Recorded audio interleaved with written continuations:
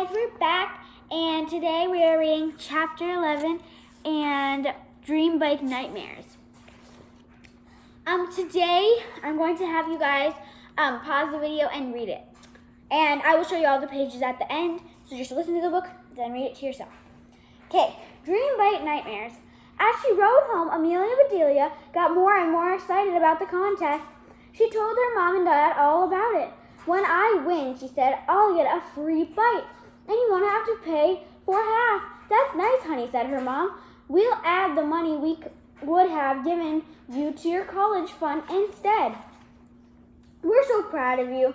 You're doing a great job trying to earn your half. In her excitement, Amelia Bedelia had forgotten all about baking tarts for Pete. Hey, I got a job, she announced. Pete likes my tarts so much that he wants me to bake 2 dozen a day. He'll sell them at the diner. Congratulations, said her mom. Lots of people go to Pete's. Did you know that the mayor eats at the diner every day? If he likes your tarts, your business could be a big hit. The best advertising is by word of mouth. Mom's right, said Amelia Bedelia's father. You know, winning a contest is a long shot. Dad, I'm decorating a bike. And Amelia Bedelia, said Amelia Bedelia, not playing basketball. Hey, said her dad, I've got an idea. Why don't you decorate your bike like a giant lemon tart? You'll attract more customers and make more money. Then you can buy your bike. That's a sure thing. You sure? That's sure, said Amelia Bedelia. She turned to her mom. What do you think? That's a tough one, said her mother. I can see Dad's point of view, but I can also see that you want to try and win the contest. Amelia Bedelia's mother smiled. That means there's only one way to settle this. Get ready, you two. She took a quarter out of her purse and flipped it high in the air. Tails, shouted Amelia Bedelia. Heads, called Amelia Bedelia's father. Heads it was, so Amelia Bedelia took her father's advice. She worked on her bike right up until the morning of the parade. Both sides of the front of the wheel looked like giant lemon slices. Both sides of the back wheel looked like giant lemon tarts. On her back, Amelia Bedelia wore a sign that looked like a mouth-watering slice of tart. On the bite, she had written, "Try a bite." Next to the word bite, she had cut out a big, toothy bite. It was a great, wide, shark-sized bite. To top it off, Amelia Bedelia constructed a papier-mâché lemon to cover her helmet. She had painted it yellow. It even had a stem and bright green leaves that flutter in the breeze. If I were you, said her dad, I would take along some lemon tarts and hand them out to people as samples. That way, you can peddle all your tarts all over the town. Her dad chuckled to himself. Amelia Bedelia guessed that he must have made some kind of joke about being on a bike and selling tarts. She didn't have much time to figure it out, and from the way her mom was shaking her head and rolling her eyes, it was surely wasn't worth understanding anyway.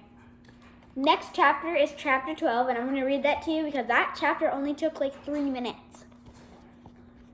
Try a bite, chapter 12. Oh wait, try a bite not. Sorry, you guys.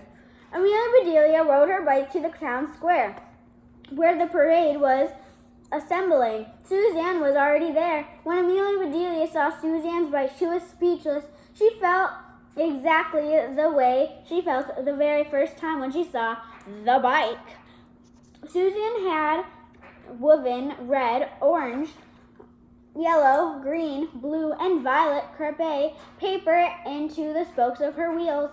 When they went around, the colors revolved in a spiral into the center of the wheel. It looked like a swirling rainbow.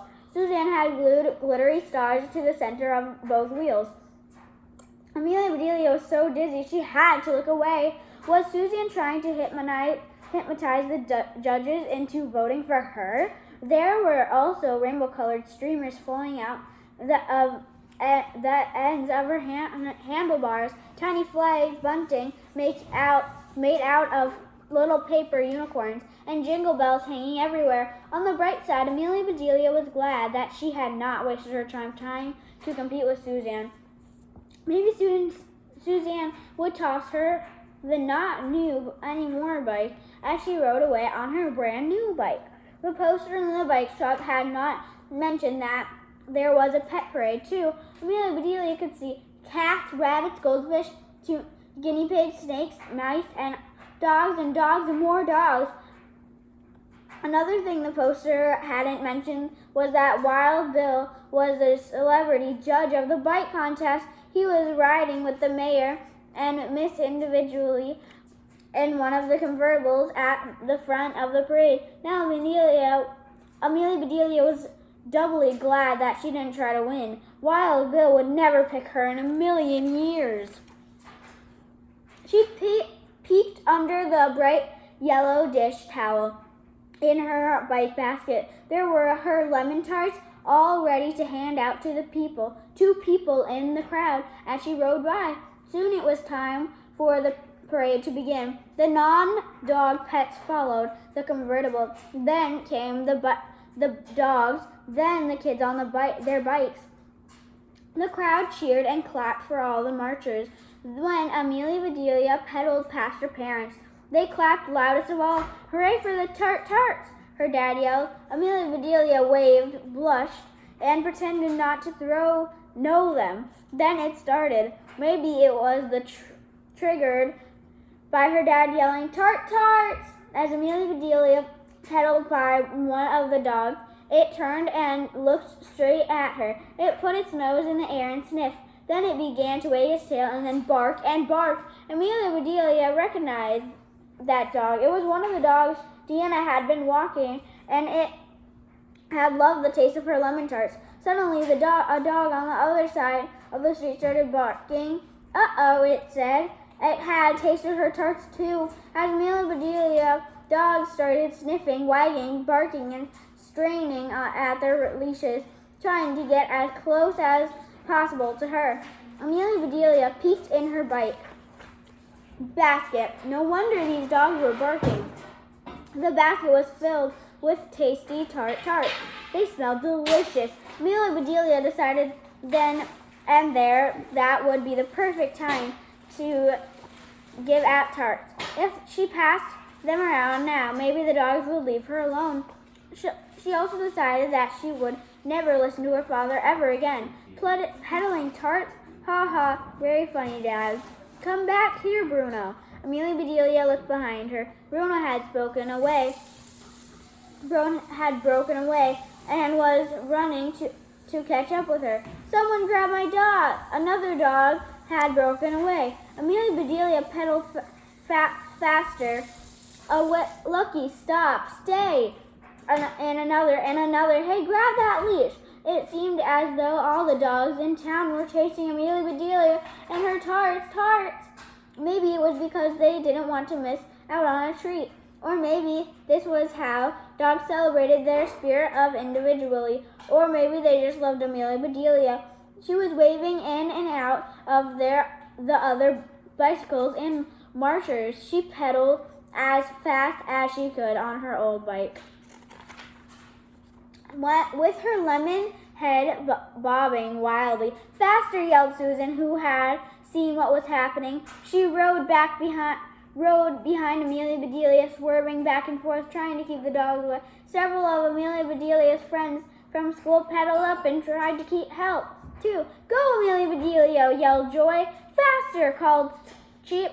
"Tweet, tweet!" There was a policeman from the park. He blew his whistle at Amelia Bedelia and held up his hand to signal her. "Stop!"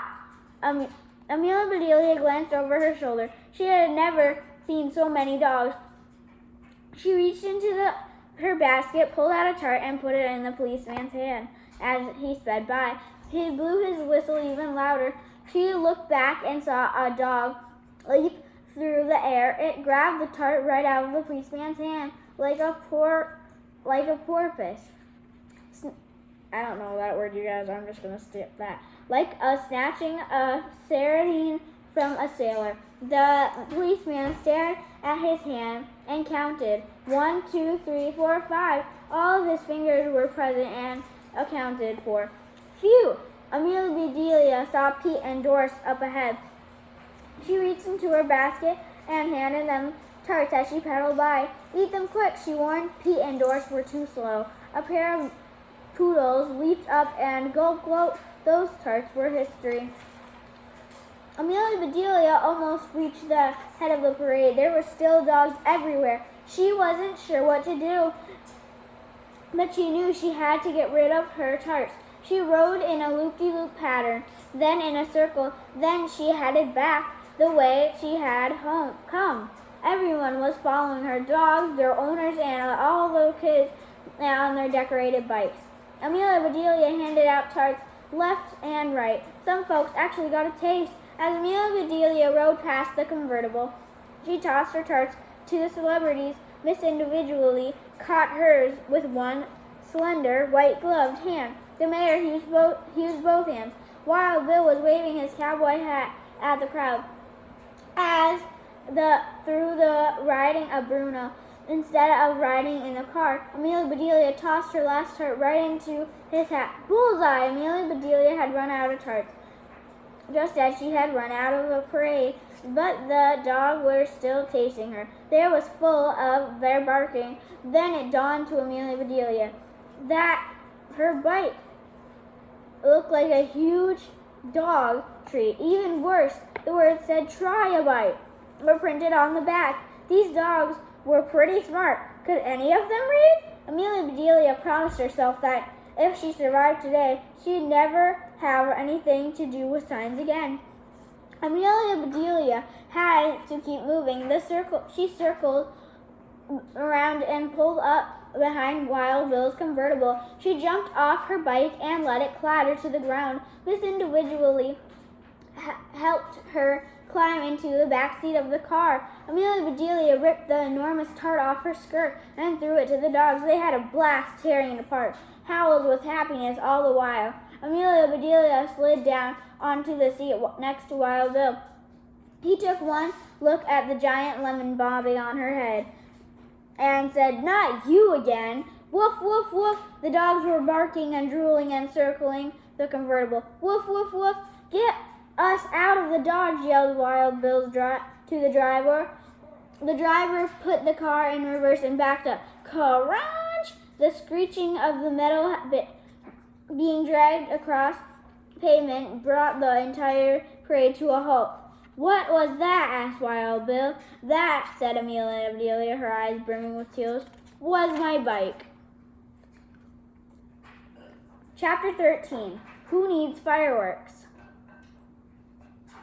Okay, guys, we're going to read one more chapter because it's only 1, 2, 3, 4, 5, 6, 7, 8, 9. No, we're not going to read the next chapter.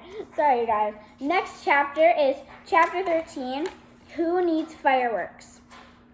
And we are going to read that tomorrow or today, maybe. Bye.